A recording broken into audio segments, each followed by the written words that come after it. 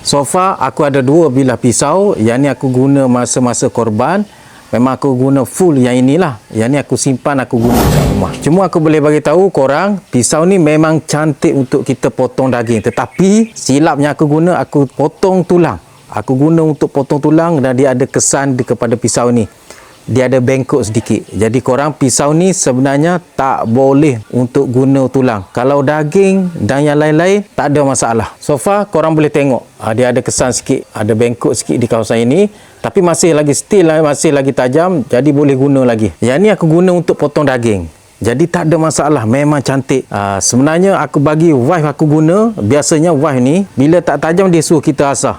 Tapi yang dia guna full sampai siap potong daging, guna pisau ni dia tak ada komplain. Cantik. Daging pun potong dengan cantik. Tak ada komplain, tak guna tenaga sangat. So, korang kalau tak beli lagi pisau ni, boleh beli, boleh guna untuk potong daging dan sebagainya. Cuma aku nasihatkan jangan potong tulang. Tak sesuai. Kalau korang pun nak beli, walaupun dah settle raya korban, boleh guna dekat rumah, ambil yang 7 ataupun 8 inci saja dah cukup. Tengok beg kuning sekarang. Okey?